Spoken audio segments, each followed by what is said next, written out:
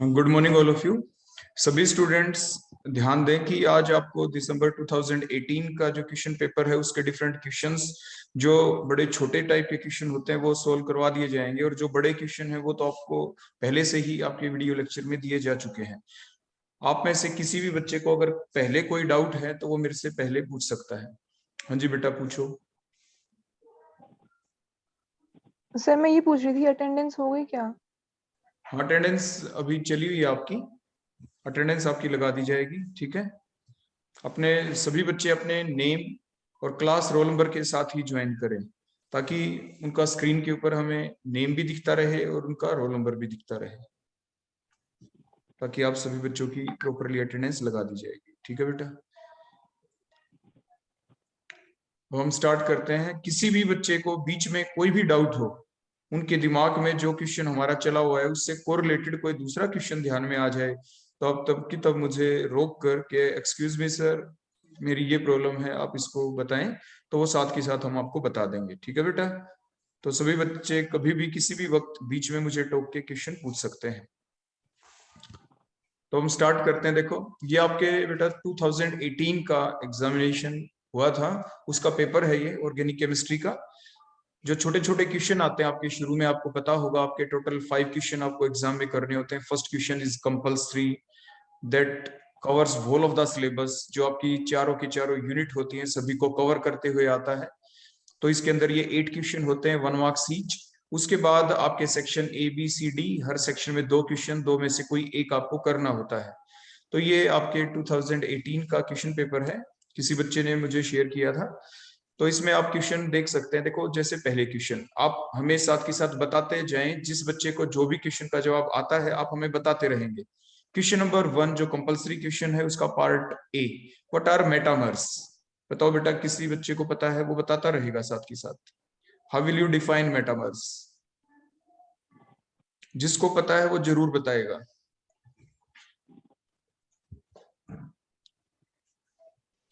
नहीं तो हम तो आपको बताएंगे। हाँ जी, बोलो बेटा। कंपाउंड जिनका सर मोलिकुलर फॉर्मूला सेम होता है लेकिन फंक्शनल ग्रुप अलग अलग पोजीशन पे होते हैं। हाँ, बट तो आपके क्या हो गए, the pair of compound properly. देखो आप इसको कैसे डिफाइन करेंगे, एग्जांपल आपके सामने देखो, मैं ड्रा कर रहा हूँ। CH3 सिंगल बॉन्ड O, और मैं ऐसे लिखता हूँ CH2 single bond CH2 single bond, देखो CH3। हमने कोई इथर ले लिया, इसी इथर को आप कुछ ऐसे भी लिख सकते हैं। देखो एंड करके मैंने लिखा CH3 सिंगल बॉन्ड O की बजाय हम क्या लिख दें, बोलो यहाँ पे, बताओ क्या करें। हम यहाँ पे डायरेक्ट अगर CH2 ही लिख दें दोबारा से, देखो CH2 फिर सिंगल बॉन्ड O, फिर आपका लिख दें हम, बोलो क्या यहाँ पे, CH2 सिंगल बॉन्ड CH3। तो ये वो पेयर ऑफ कंपाउंड है कि जिनका मोलिकुलर फार्मूला क्या है, बिल्कुल सेम है। So the pair of compound which have the same molecular formula but differs in the orientation of the alkyl groups around the functional group। यहाँ पे functional group कौन है, बोलो E। जो ये आपके इथर है, जो ई से इसका नाम स्टार्ट, इथर, जिसको रिप्रेजेंट O से करते हैं, O के दोनों साइड में R ग्रुप है, सो दैट इज द इथर। ये दूसरा भी इथर ही है, लेकिन आप ध्यान से देखिए जो अरेंजमेंट है एल्काइल ग्रुप की, क्या वो सेम है around the functional group? No. पहले वाली स्ट्रक्चर में, पहले वाले इथर में अगर आप देखेंगे तो क्या है, आपके जो O फंक्शनल ग्रुप है जो कि इथर है, उसके एक साइड में देखो CH3 है, मिथाइल है, दूसरी साइड में आपके देखो प्रोपाइल है। लेकिन जो दूसरा आइसोमर लिया उसमें क्या है, दोनों साइड में ही देखो इथाइल है। तो ऐसे पेयर ऑफ कंपाउंड को आप मेटामर्स कहते हैं। क्या कहते हैं आप उन्हें? Metamers. So the pair of compound which have the same molecular formula but differs in the arrangement of the alkyl groups around the functional group are called as the metamers. Clear हो गया? तो ये था पहला question का A part. B part है define configuration. Define करें बेटा, कॉन्फ़िगरेशन किसे कहते हैं, कौन बताएगा? सर अरेंजमेंट होती है एटम्स की मॉलिक्यूल के अंदर। हाँ, जो 3 डायमेंशनल अरेंजमेंट है एटम या ग्रुप ऑफ एटम की on a central atom in space, that called there configuration, वो उसकी कॉन्फ़िगरेशन होती है। कॉन्फ़िगरेशन को एक्सप्लेन करने के लिए सबसे पहले हमारे पास क्या आता, आपको इन डिटेल पढ़ाया गया था कि किसी कंपाउंड को स्टैंडर्ड माना जाता है जिसकी हम एब्सोल्यूट कॉन्फ़िगरेशन लेके चलते थे। कौन था वो कंपाउंड, बताओ बताओ बेटा, कौन यूज? हाँ जी बेटा, लैक्टिक एसिड सर। हाँ, ग्लिस क्या बताया आपने, दोबारा बताओ। Lactic acid. लैक्टिक एसिड तो नहीं था बेटा, जिसको स्टैंडर्ड यूज किया गया था टू डिफाइन द कॉन्फिगरेशन। बताओ क्या था। Sir glycerine. Glyceraldehyde sir. हाँ, ग्लिसरल्डिहाइड, बिल्कुल ठीक जवाब दिया अब आपने। ग्लिसरल्डिहाइड था वो आपका।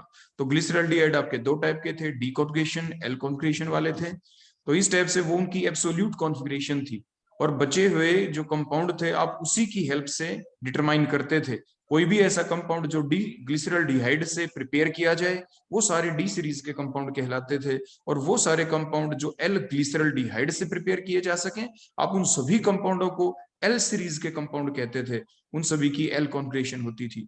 तो ऐसा आपको लेक्चर के दौरान बताया गया था। तो ये था आपके डिफाइन कॉन्फिगरेशन के बारे में। उसके बाद है बेटा next, what are London forces. बताओ बेटा, what are London forces. Sir, the weak induced dipole forces which exist in between the two isolated atoms. उसको लंदन फोर्स बोलते हैं सर। हाँ बिल्कुल ठीक है। जो induced dipole force of attraction होती है in between the two isolated molecule, two same और द डिफरेंट मॉलिक्यूल्स, वो सेम भी हो सकते हैं डिफरेंट भी हो सकते हैं। आमतौर पे सेम ही लेते हैं जब हम एक्सप्लेन करें डेफिनेशन को, तो आप उन्हें लंदन फोर्सेस कह देते हैं। तो कोई एग्जांपल और दे दो बेटा, बताओ शाबाश, किन मॉलिक्यूल के बीच हो सकती है लंदन फोर्सेस। ग्रुप 18 के बीच होती है इंड्यूस्ड डाइपोल अट्रैक्शन, बताओ। Yes sir. तो ग्रुप 18 के बीच जो इंटरेक्शन होती है तो वो आपके लंदन फोर्सेस हो जाती है। आमतौर पे आपने देखा होगा कि जो डिफरेंट जो टाइप्स चलती हैं, हम टाइप्स की बजाय आमतौर पे जब भी इनऑर्गेनिक या ऑर्गेनिक में हम वर्ड यूज करते हैं तो आप लंदन फोर्सेस वगैरह यूज नहीं करते। ये टाइप है लंदन फोर्सेस, फिर आप वंडरवाल फोर्सेस कह देते हैं। आमतौर पे हम वंडरवाल फोर्सेस वर्ड ही यूज करते हैं हर जगह पे, आपने देखा होगा। नेक्स्ट बताएं, अभी करंटली आपको ये वीडियो लेक्चर भी भेजे थे और आपको ऑफलाइन में भी बताया गया था। एक आपका जब लेक्चर हुआ था इन टर्म्स के बारे में कि कीमो सिलेक्टिव कौन, स्टीरियो सिलेक्टिव कौन। तो अब आपका अगला क्वेश्चन यही है, डिफाइन स्टीरियो सिलेक्टिव रिएक्शन। बताएं बेटा कौन डिफाइन करेगा। नेक्स्ट है D1 का D part, define stereo selective reactions.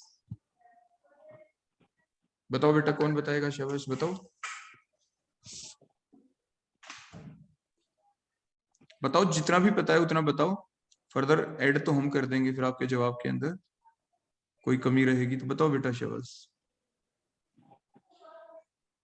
नाम से पता चलता है स्टीरियो सिलेक्टिव, बताओ शाबाश जल्दी बताएं। सर चॉइस होती है पाथवेज की, मतलब कि प्रोडक्ट किस पाथवे से फॉर्म होगा। हाँ ये बात बिल्कुल ठीक है। और इसमें प्रोडक्ट एक बनता है एक से ज्यादा।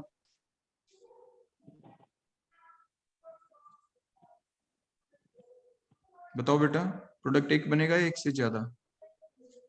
सर दो कंपाउंड बनेंगे, सिस और ट्रांस, या आर और एस कॉन्फ़िगरेशन। हाँ बिल्कुल ठीक है। तो आपकी एक ऐसी रिएक्शन जिसमें चॉइस ऑफ पाथवे होता है, रिएक्टेंट एक होता है, but the reaction in which A reactant gives more than one product, one is the major product, other one is the minor product। तो आपकी स्टीरियो सिलेक्टिव रिएक्शन कहलाती थी। जो दो प्रोडक्ट बनते हैं वो आपका उनमें से कोई एक सिस दूसरा ट्रांस हो सकता है, एक आर कॉन्फिगरेशन का तो दूसरा एस कॉन्फिगरेशन का हो सकता है।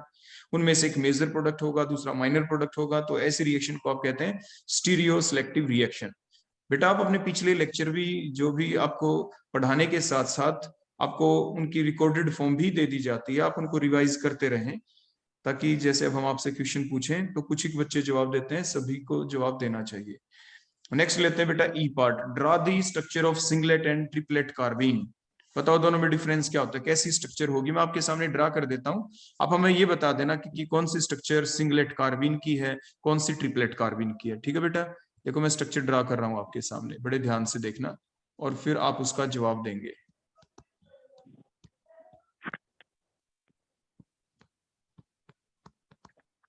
देखो दो स्ट्रक्चर मैंने आपके सामने ड्रा कर दी, आप हमें ये बताएं। एक तो ये ऊपर वाली को भी अगर मैं लिखना चाहूं तो कुछ देखो ऐसे भी मैं शो कर सकता हूं, ये एक ही बात है। अब ये बताओ इन दोनों में से कौन सी सिंगलेट कार्बीन है, कौन सी ट्रिपलेट कार्बीन है। बताओ बेटा शाबाश। दोनों ही कार्बीन है। कार्बीन क्यों, डेफिनेशन क्या थी कार्बीन की, कि द न्यूट्रल डाइवेलेंट, ये न्यूट्रल भी है दोनों, डाइवेलेंट भी है, मींस वैलेंसी 2 दिख रही है, 2 बॉन्ड बने हुए दिख रहे हैं कार्बन के। द न्यूट्रल डाइवेलेंट रिएक्टिव भी है क्योंकि स्टेबल नहीं है, क्योंकि नॉर्मल वैलेंसी कार्बन की 4 ही होती है, यहाँ पे तो 2 ही वैलेंसी आपको दिख रही है, तो अनस्टेबल है ये। So the neutral divalent reactive unstable species which are formed during the reaction are called as the carbene। अब इनमें से एक सिंगलेट कार्बीन है, एक ट्रिपलेट। अब बताओ बेटा कौन सिंगलेट है कौन ट्रिपलेट? देखो नाम से ही पता कर। हाँ बोलो बेटा। ऊपर वाली सिंगलेट है सर और नीचे वाली ट्रिपलेट। ऊपर वाली जो मैंने लिखा that is the singlet carbene, और जो नीचे बनाई मैंने वो ट्रिपलेट कार्बीन। बेटा आपने कैसे सोचा ये बताओ मेरे को, आपने कैसे अंदाजा लगाया या कोई तरीका? चेक करेंगे। हाँ बोलो, ऊपर वाले की कैसे चेक की, किस फार्मूले से? 2s+1 sir. हाँ ठीक है, 2s+1। तो स्पिन ऑफ इसकी 0 होगी सर, इक्वल टू 1 आ जाएगा, तो ये सिंगलेट कार्बन हो जाएगी। हाँ ठीक है बेटा, इसलिए सिंगलेट कार्बन। नीचे वाले में सर यही फॉर्मूला लगा देंगे 2s+1, तो स्पिन ऑफ दोनों की एक ऑर्बिट अलग है सर, स्पिन ऑफ एक जैसी है तो 1 आ जाएगी, तो ऐड करेंगे तो 3 आ जाएगी, तो ट्रिपलेट कार्बन हो जाएगी। ठीक है बेटा, मैंने लिख भी दिया है स्क्रीन के ऊपर, जैसे इस बच्चे ने बोला साथ के साथ कि आप मल्टीप्लिसिटी निकाल के देखते हैं दोनों की। फार्मूला होता है मल्टीप्लिसिटी का 2s+1, उसके बेसिस के ऊपर आप जवाब निकाल लेते हैं और आपको पता चल जाता है कि कौन सी स्ट्रक्चर सिंगलेट कार्बन की है, कौन सी ट्रिपलेट कार्बन की है। तो इस टाइप से आप एग्जाम में भूलते नहीं। तो ये हो गया आपका क्वेश्चन नंबर 1 का ई पार्ट। अब 1 के एफ पार्ट के ऊपर चलते हैं बेटा। What is the retention factor? Retention factor को कैसे डिफाइन किया जाता है बताओ बेटा, शाबाश कौन बताएगा? Sir, ratio of distance the spot moved above the origin to the distance the solvent front moved। हाँ बिल्कुल ठीक बताया आपने कि आप बताओ ये आरएफ जो वैल्यू है रिटेंशन फैक्टर, या इसे रिटार्डेशन फैक्टर भी कह देते हैं, ये आप कौन सी क्रोमेटोग्राफी में देखते हैं? टीएलसी में, पेपर में? बताओ शाबाश, कौन सी में देखते हो आप, ये बताना बेटा। सर कॉलम में। नहीं बेटा, कॉलम में तो नहीं देखते रिटेंशन फैक्टर। पेपर में। हाँ ये पेपर क्रोमेटोग्राफी में देखते हैं और टीएलसी में, दोनों में देखते हैं। आपको ध्यान होगा कि हम क्या करते थे कि एक पेपर स्ट्रिप ले लेते हैं, देखो इस टाइप से जैसे मैंने ले ली, या आप टीएलसी की प्लेट ले लेते थे। आपको फुल लेक्चर दिया गया था, उसके दौरान बताया गया था। और ये देखो हम बाहर एक क्रोमेटोग्राफी देखो जार ले लेते हैं ये, और फिर हम क्या करते हैं कैपिलरी ट्यूब की हेल्प से नीचे, पहले देखो इस जार में हम सॉल्वेंट ले लेते हैं, और जब ये पेपर की स्ट्रिप हमारे पास बाहर अलग से रखी थी देखो ऐसे, या टीएलसी प्लेट अलग से, तो नीचे से 1 सेंटीमीटर के लगभग जगह छोड़ के कैपिलरी ट्यूब की हेल्प से हम यहाँ पे एक छोटा सा देखो ऐसे स्पॉट लगा देते थे। फिर इस स्पॉटेड पेपर को फिर हम रखते थे देखो यहाँ पे इस क्रोमेटोग्राफिक जार के अंदर, और उसके बाद ये ओरिजिनल स्पॉट कहलाता है जहां पे मैंने स्पॉट लगा दिया, और ये क्रोमेटोग्राफिक जार है। फिर ये जो सॉल्वेंट है कैपिलरी एक्शन से जब ऊपर चलता है, तो इस जो स्पॉट है इसके अंदर तो क्या पता कंपोनेंट ए हो, बी हो, सी हो, क्या पता कितने कंपोनेंट है। ये तो एक मिक्सचर है, ये तो सैंपल कंपाउंड है, हमें नहीं पता इसमें कितने कंपोनेंट हैं। तो जैसे ही ये सॉल्वेंट राइज करता है कैपिलरी एक्शन से, तो ये क्या करता है, जो ये आपका फेज था, जो पेपर स्ट्रिप थी या टीएलसी प्लेट है, ये तो देखो स्टेशनरी फेज का काम कर रही थी, स्टेशनरी फेज का। उसके बाद नीचे जो लिक्विड ले लिया आपने, ये आपके मोबाइल फेज का काम कर रहा है। दोनों का आपने लेक्चर के दौरान आपको बताया गया था ना, दोनों का जो मैकेनिज्म है काउंटर करंट मैकेनिज्म होता है, एक दूसरे के ऑपोजिट होता है, दोनों के फंक्शन ही अलग अलग है। स्टेशनरी फेज का क्या काम होता है, एडजॉर्प्शन करवाना। आपने चैप्टर भी पढ़ा है ना फिजिकल केमिस्ट्री के अंदर, एडजॉर्प्शन सरफेस केमिस्ट्री का चैप्टर है, उसके भी सारे वीडियो लेक्चर मैंने आपको दे चुका हूँ, 10-11 पार्ट है, सारे डाले जा चुके हैं आपके, आप उनको सुन भी सकते हैं दोबारा से, कोई बच्चे का अगर रह गया है तो मीन्स एडजॉर्ब करता है ये। लेकिन मोबाइल फेज क्या करवाता है, ये डीजॉर्प्शन करवाता है। ये क्या करवाता है, डीजॉर्प्शन। मीन्स जो भी पार्टिकल सबसे पहले जो हमने स्पॉटिंग की, ओरिजिनल स्पॉट है देखो, ये ओरिजिनल स्पॉट था ये, इस ओरिजिनल स्पॉट के ऊपर जो डिफरेंट कंपोनेंट है वो आपके एडजॉर्ब हो चुके हैं, वहां पे चिपक चुके हैं। स्टेशनरी फेज ने उसको अपनी तरफ अट्रैक्ट कर रखा है। लेकिन जब ये मोबाइल फेज चलता है कैपिलरी एक्शन से, तो ये उन कंपोनेंटों को अपने साथ ले जाने की कोशिश करता है, वो substance which is weekly adsorb. ये जो स्पॉटिंग पॉइंट के ऊपर जो ABC 3 कंपोनेंट है जो वीकली एडजॉर्ब है, जो सबसे कम पावर से चिपका हुआ है, वो सबसे पहले मोबाइल फेज के साथ चलेगा, उसकी डीजॉर्प्शन सबसे पहले होती है। तो ऐसे ही ये पेपर देखो ऊपर तक मान लीजिए यहाँ तक गीला हो गया, जहां तक गीला होता है आप उसे कहते हैं सॉल्वेंट फ्रंट। जहां तक ये गीला हो गया, वेट हो गया, उसे सॉल्वेंट फ्रंट कहते हैं। उसके बाद ये डिफरेंट कंपोनेंट अलग अलग लेवल तक, ये एक स्पॉट आ गया, ये दूसरा स्पॉट आ गया, ये तीसरा स्पॉट आ गया, इस टाइप से। मान लीजिए कलर्ड स्पॉट है तो बहुत अच्छी बात है। तो ये आपके मान लीजिए इन कंपोनेंटों के हमने नाम भी रख दिए, ये ए पॉइंट था, ये बी का स्पॉट है, ये सी का स्पॉट है। फिर हम डिस्टेंस मेजर करते हैं, कहां से? ओरिजिनल स्पॉट से लेके जहां तक सॉल्वेंट ने मूव किया, that is the distance travelled by the solvent, और जहां तक ए ने distance travelled by A, distance travelled by B, distance travelled by C. ऐसे हम डिस्टेंस निकाल लेते हैं फ्रॉम द ओरिजिनल स्पॉट। अभी जैसे जिस बच्चे ने डेफिनेशन दी थी आरएफ की, उसने यही बताया था, it is the ratio, it is the ratio of distance travelled by the solvent. Distance travelled by the, बोलो कौन? सॉल्वेंट। ऊपर आएगा या नीचे? बताओ बेटा, मैंने गलत लिखा है ठीक? बताओ बताओ। ऐसे लिखते हैं बेटा, distance travelled by the component. मान लीजिए आरएफ वैल्यू आपको ए की निकालनी है, तो the distance travelled by the component, DA का मतलब distance travelled by A component, और नीचे लिखते हैं distance travelled by the solvent. ये आप ध्यान रखें, ये गलती मत कर देना, क्योंकि मैक्सिमम जो वैल्यू है आरएफ की, आपको बताया गया था ना, that is always be maximum equal to 1। ज्यादा से ज्यादा ये मैक्सिमम वैल्यू होती है, इससे ज्यादा आ ही नहीं सकती, क्योंकि कोई भी जो कंपोनेंट है वो ज्यादा से ज्यादा कहां तक मूव करेगा? वहां तक मूव करेगा ना जहां तक सॉल्वेंट गया, उससे ऊपर तो जा नहीं सकता। तो ए कंपोनेंट की मैक्सिमम वैल्यू वही हो सकती है which is distance travelled by the solvent. तो ये आरएफ की मैक्सिमम जो आंसर है वो 1 ही आ सकता है, आपसे पेपर में पूछा जा सकता है। तो लेकिन यहाँ पे पूछा था डिफाइन रिटेंशन फैक्टर, तो इसकी definition, the distance travelled bye component to the distance traveled by the solvent from the original spot in the TLC or the paper chromatography is called as the RF, is called as the retention factor, and that retention factor depend upon the nature of the solvent, nature of the mobile phase. It also depend upon the nature of the stationary phase. Means RF की value क्या आएगी, क्या answer आएगा, वो solvent के ऊपर depend करता है। अगर आप इस कंटेनर के अंदर सॉल्वेंट बदल दोगे ना, तो आपकी जो आरएफ की वैल्यू आई है ए, बी और सी कंपोनेंट की, वो अलग आएगी। सॉल्वेंट बदल दोगे तो आरएफ की वैल्यू भी बदल जाएगी। तो इसलिए हमेशा ध्यान रखा जाता है, जब भी आरएफ का मान लीजिए आपका आंसर 1 आ गया, 0.5 आ गया, तो आप ब्रैकेट के अंदर उस सॉल्वेंट का नाम जरूर लिखते हैं। और ऐसे ही आपको पेपर के अंदर चाहिए 1 नंबर का क्वेश्चन क्यों ना हो, आप ध्यान रखना, 1 नंबर का क्वेश्चन भी क्यों ना आए, आप डायग्राम बनाना, डायग्राम बना के फिर डेफिनेशन लिखना, ताकि आपका जो टीचर है वो आपको पूरे नंबर देने के लिए मजबूर हो जाए। आपको इन चीजों का बेटा जरूर ध्यान रखना है एग्जाम में, इसलिए आपका ये क्वेश्चन पेपर लेके आपको चीजें बताई जा रही हैं, जो कि आपकी क्लास के दौरान भी बताई जाती हैं, लेकिन अब फिर से रिपीट कर रहे हैं। बेटा नेक्स्ट क्वेश्चन है एफ के बाद G, why alkanes are also called as paraffins? बताओ कौन बताएगा बेटा? क्योंकि सर लेस रिएक्टिव होते हैं।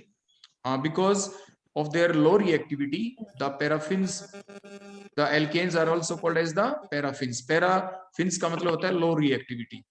तो क्योंकि एल्केन्स के अंदर कोई भी रिएक्टिव साइट नहीं होती, because alkanes have no reactive site. Reactive site किन को कहते हैं बेटा बताओ? कि कंपाउंड के अंदर कहीं पे आपको क्या दिखाई दे? डबल बॉन्ड, ट्रिपल बॉन्ड और फंक्शनल ग्रुप सर। हाँ, डबल बॉन्ड Yes, दिखे, ट्रिपल बॉन्ड दिखे, फंक्शन ग्रुप दिखे, तो आप कहेंगे Functional रिएक्टिव group. साइट है। तो अब तो नहीं है एल्केन में तो कोई भी, so they have low reactivity because they have no reactive site, because they have no double bond, triple bond, और the functional group means they have no reactive site, so they are least reactive, so they are also called as the paraffins. ऐसे ऐसे आपको लिखना है बेटा paper में, सीधा ही मत लिख देना because they have low reactivity, थोड़ा आप लिखेंगे उससे पहले। Alkanes have no reactive site, means they have no double bond, no triple bond, no functional group, so they are least reactive, they have no reactive site, so the alkanes are called as paraffins. आप ऐसे ध्यान रखेंगे exam में, ठीक है? Direct नहीं लिख देना ऐसे कि they have low reactivity, वो भी ठीक है, लेकिन बाई चांस डिफर करता है टीचर टू टीचर। क्या पता कोई टीचर उसमें एक में से आधा नंबर भी तो बनता है, क्या पता हाफ मार्क्स दे दे उसमें। तो आप डायग्राम भी साथ के साथ देखो ऐसे बना देना, देखो ऐसे CH3 सिंगल बॉन्ड CH3 कोई भी करके आप लिख देना कि इसके अंदर तो सिर्फ क्या है बेटा, यहाँ पे हम लिख देंगे सिंगल बॉन्ड है, there is no reactive site. देखो यानी क्या होता है कि जो रिप्रेजेंटेशन होती है ना बेटा, वो बहुत मैटर करती है एग्जामिनेशन पॉइंट ऑफ व्यू से। आपने देखो रिप्रेजेंटेशन दे दी, बना दिया ना थोड़ा डायग्राम सा, यानी आप अपने दिमाग से जरूर सोचे पेपर में कि क्या मैं पिक्टोरियल रिप्रेजेंटेशन दे सकता हूँ या दे सकती हूँ पेपर के दौरान। तो वो आपको जरूर अपने दिमाग से सोच के करना है, वो आपका ही दिमाग होगा जो पेपर में आपके काम आने वाला है। ठीक हो गया बेटा? तो ये हो गया हमारा अगला क्वेश्चन। नेक्स्ट बताओ, कल भी एक बच्चे ने मेरे से पूछा था व्हाट इज बनाना बॉन्ड, किस कंपाउंड के अंदर आपने देखा था? बताओ शाबाश। साइक्लोप्रोपेन। साइक्लोप्रोपेन में सर। हाँ ठीक है, साइक्लोप्रोपेन में भी इनऑर्गेनिक केमिस्ट्री में पढ़ा है बेटा आपने कहीं पे ये? Diborane B2H6। हाँ, डाइबोरेन B2H6 के अंदर भी आप पढ़ते हैं कि बनाना बॉन्ड के बारे में। अगर आप इनऑर्गेनिक केमिस्ट्री के हिसाब से लिखें तो आप क्या लिखेंगे कि the 3 centre 2 electron bond, the 3 centre 2 electron bond is called as the banana bond. Example as in diborane. अगर इनऑर्गेनिक केमिस्ट्री के हिसाब से जवाब दें, ऑर्गेनिक केमिस्ट्री के हिसाब से जवाब देंगे तो आप क्या लिखेंगे?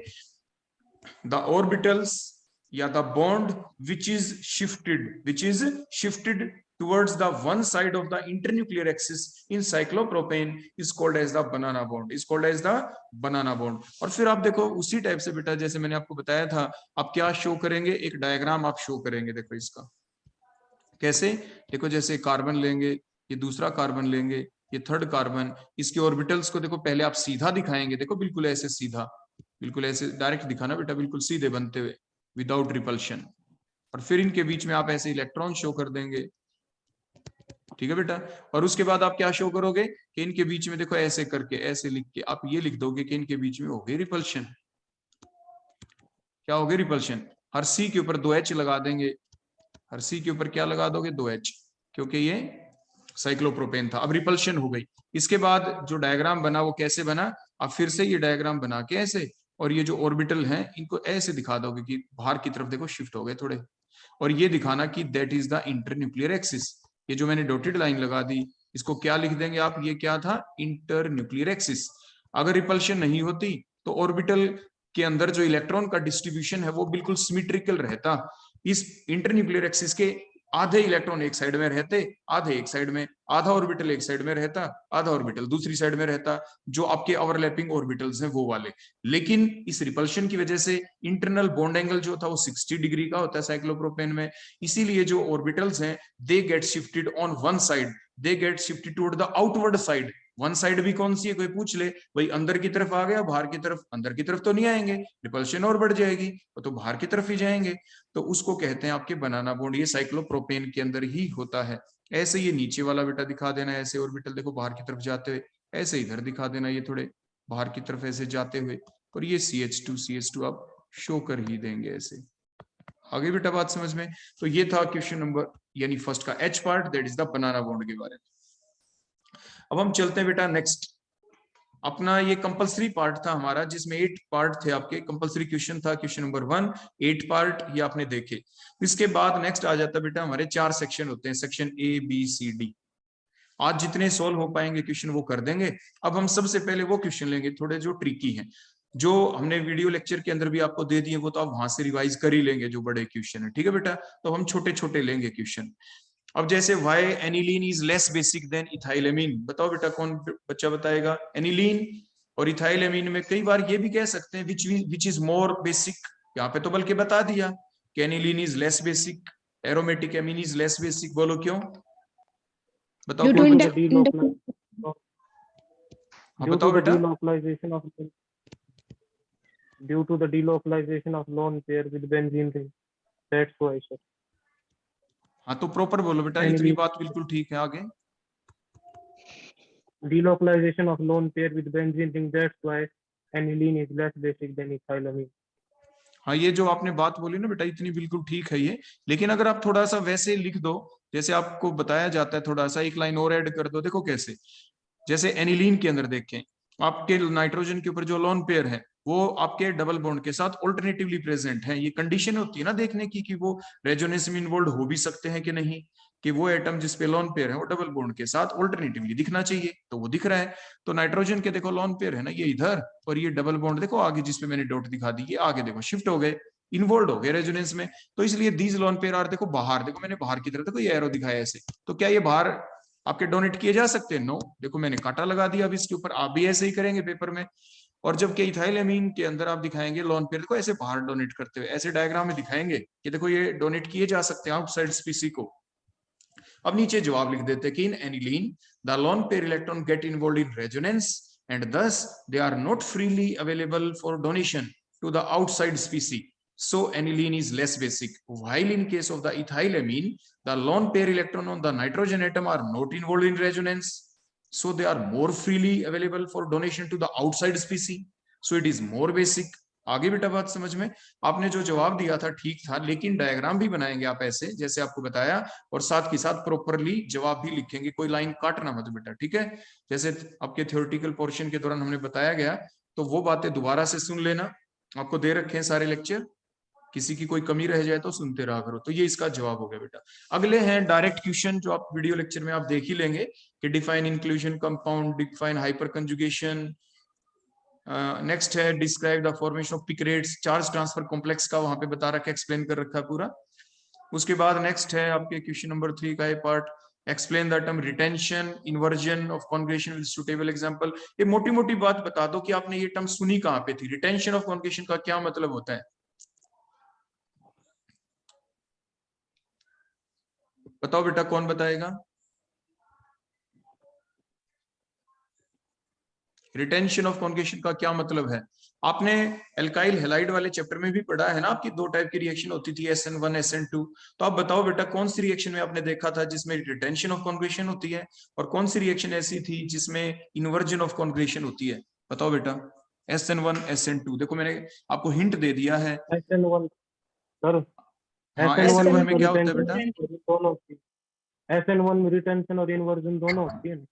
हाँ, SN1 में दोनों होती हैं, आपकी रिटेंशन भी होती है, इन्वर्जन भी होती है, और ओवरऑल कंक्लूजन ये निकलता है कि there occur the partial racemisation, कि वहां पे क्या हो जाता है बेटा? पार्शियल रेसिमाइजेशन हो जाता है। बिल्कुल ठीक बताई बेटा आपने, बिल्कुल ठीक बात है ये।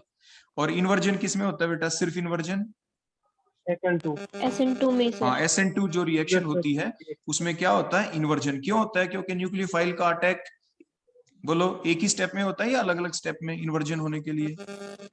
वन स्टेप अटैक होता एक ही है sir, anti bonding molecular orbital में अटैक होता है सर। हाँ, ये जैसे आपके न्यूक्लियोफाइल देखो ये आया, और इसके ऊपर एक ही स्टेप के अंदर, सेम स्टेप के अंदर देखो ये अटैक कर जाए, देखो यहीं पे उसी स्टेप के अंदर ये Cl निकलता है, तो इसलिए बैक साइड अटैक होता है। Back side attack, strong nucleophile होता है ये। टर्शरी एल्काइल हैलाइड के अंदर आमतौर पे ये रिएक्शन होती है। टर्शरी एल्काइल हैलाइड में मान लीजिए एक R है, दूसरा R डैश है, एक R ट्रिपल डैश है, डबल डैश है, इस टाइप से। तो एल्काइल हैलाइड लिया हमने, टर्शरी एल्काइल हैलाइड लिया, तो आमतौर पे रिएक्शन टर्शरी एल्काइल हैलाइड में होती है, जिसे आपने SN2 कहा, और इसमें इन्वर्जन ऑफ कॉन्जुगेशन होता है। ठीक है बेटा। अब थर्ड का एक पार्ट, हाँ बोलो बेटा। सर टर्शरी सबस्ट्रेट में SN2 नहीं होती सर। टर्शरी के अंदर क्या नहीं होती बोलो?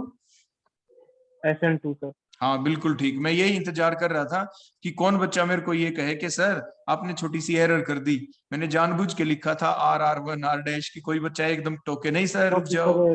हाँ बिल्कुल ठीक, क्यों? हाँ बिल्कुल ठीक बात है, ये प्राइमरी के अंदर चलती है बेटा इन्वर्जन वाली। देखो यहाँ पे H और यहाँ पे H, देखा? इसी टाइप से सभी बच्चों को अटेंटिव रहना चाहिए। मैंने भी बताया था कि बैक साइड अटैक होना जरूरी है। बैक साइड अटैक तभी होगा जब स्टेरिक हिंड्रेंस नहीं होगी। तो स्टेरिक हिंड्रेंस अब नहीं है ना प्राइमरी एल्काइल हैलाइड में, क्योंकि हमने H लगा दिए, तो अब आराम से अटैक हो सकता है। बैक साइड अटैक होगा तभी तो इन्वर्जन होगी। तो बेटा बिल्कुल अटेंटिव रहा करो, सोचना है आपको, ये नहीं कि एकदम हाँ अब सर ने ऐसे बोल दिया था वो गलत तो उसको मान ले। तो आपको प्रॉपर अटेंशन रखनी है, पूरा ध्यान रखना है, जैसे अभी इस बच्चे ने रखा। तो प्राइमरी एल्काइल हैलाइड के अंदर ही आपका अटैक होगा, बैक साइड अटैक होगा। न्यूक्लियोफाइल स्ट्रॉन्ग ही होना चाहिए ताकि अटैक जरूर हो। So that is called as the, बोलो कौन सी आपकी? इन्वर्जन हो गई। अब नेक्स्ट चलते हैं थर्ड के बी पार्ट के अंदर। बताओ बेटा शाबाश जल्दी से।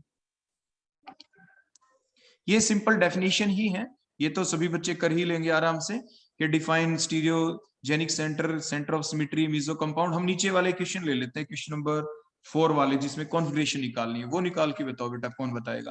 क्वेश्चन नंबर 4 का ए का 1 पार्ट कार्बन है। देखो ये मैं यहाँ पे अलग से ड्रा भी कर देता हूँ। एक कार्बन, कार्बन के ऊपर देखो NH2 ग्रुप लगा हुआ है, राइट साइड में H है, इधर आपका CH3 ग्रुप है, और इधर ये लगा हुआ है COH ग्रुप। अब बताओ बेटा प्रायोरिटी किसकी सबसे ज्यादा है? बताओ प्रायोरिटी। ये बीच में कायरल, सबसे पहला काम बेटा, एक चीज तो आपने बताई नहीं कि सर सबसे पहला काम था कायरल कार्बोनेटम देखना। अगर कायरल कार्बोनेटम इसमें होता ही नहीं ना, तो आप ये कह देते कि ना तो इसकी R कॉन्जुगेशन होगी ना ही इसकी S, लेकिन इसमें कायरल कार्बोनेटम है, इसलिए हम इसकी R या S कॉन्जुगेशन डिटरमाइन कर सकते हैं। अब बताओ प्रायोरिटी नंबर 1 किसकी है? हायर एटॉमिक नंबर किसका है? कार्बन से जो अटैच है, नाइट्रोजन, कार्बन, कार्बन, हाइड्रोजन। बोलो सबसे ज्यादा किसका? नाइट्रोजन का सर। ठीक है, इसकी नंबर 1। अब नंबर 2 कार्बन का होगा जो डायरेक्टली अटैच एटम, वो तो CH3 में भी है, वो तो CH में बोलो किसकी ज्यादा? Carboxylic COH acid. की सर। हाँ CH की ज्यादा। Carboxylic बताओ acid. क्यों?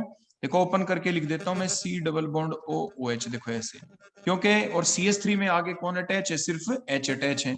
तो यहां तक तो कॉमन हो गया था, कार्बन थे दोनों में, लेकिन अगर वहां तक काम ना चले तो नेक्स्ट डायरेक्टली अटैच एटम को देखते हैं।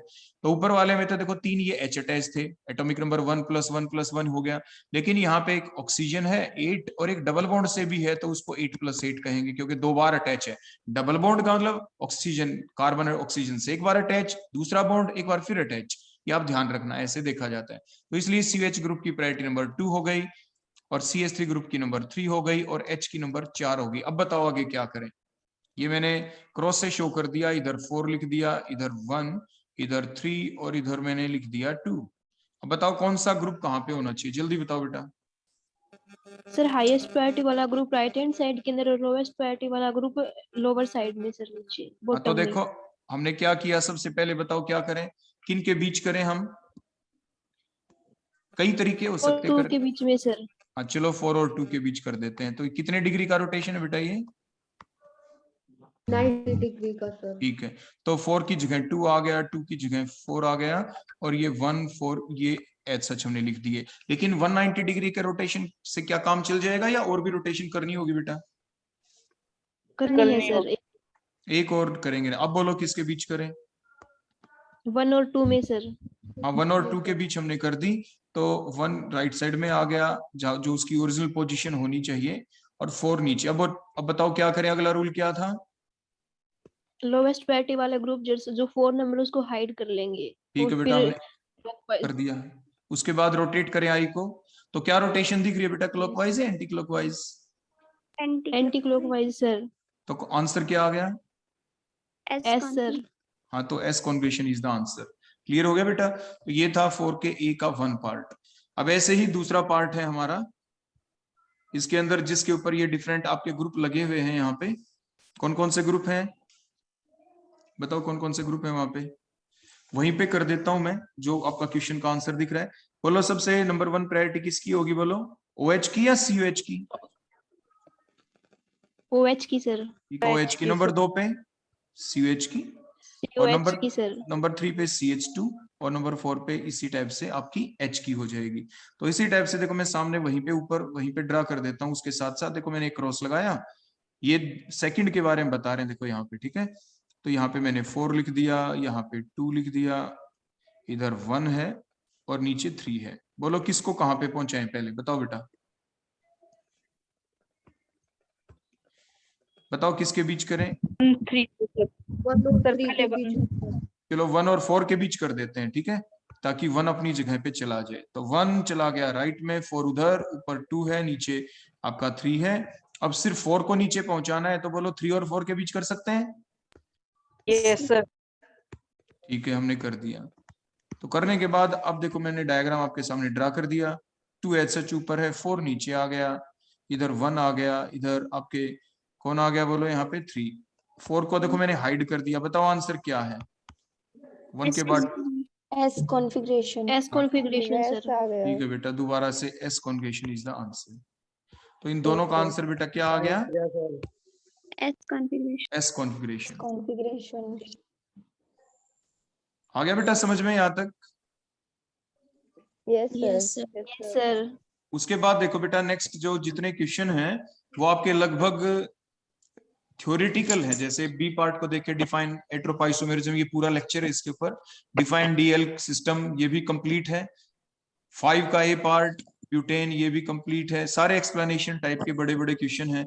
अब सेक्शन नंबर सी है, उसके अंदर छोटे छोटे क्वेश्चन हैं, वो भी 6 के ए पार्ट में, कि कौन इलेक्ट्रोफाइल है, कौन न्यूक्लियोफाइल को पहचाने। तो इसमें आप एक ही बात कर सकते हैं बेटा, लेक्चर हमारा फिनिश होने वाला है बिल्कुल, तो इस पार्ट को ही हम कर पाएंगे। तो जिसके पास आपको वैकेंट ऑर्बिटल दिखे, न्यूट्रल एटम हो, वैकेंट ऑर्बिटल दिखे, डी ब्लॉक या पी ब्लॉक, तो वो कह देना लेविस एसिड। जिसमें सेंट्रल एटम के ऊपर लोन पेयर दिखे, वो कह देना कौन है, लेविस बेस। लेविस बेस का मतलब न्यूक्लियोफाइल, और लेविस एसिड का मतलब इलेक्ट्रोफाइल। तो इस टाइप से आप इनकी पहचान कर लेंगे। और सारे बड़े क्वेश्चन है बेटा सी और डी पार्ट में भी आप देख पा रहे हैं, थ्योरेटिकल क्वेश्चन है। ठीक है बेटा, तो ये छोटे छोटे क्वेश्चन थे, मैंने बता दिए। बड़े क्वेश्चनों में भी किसी बच्चे को कहीं पे कोई डाउट हो तो मेरे से पूछ लेना। ठीक है बेटा, Okay, sir. ठीक है बेटा।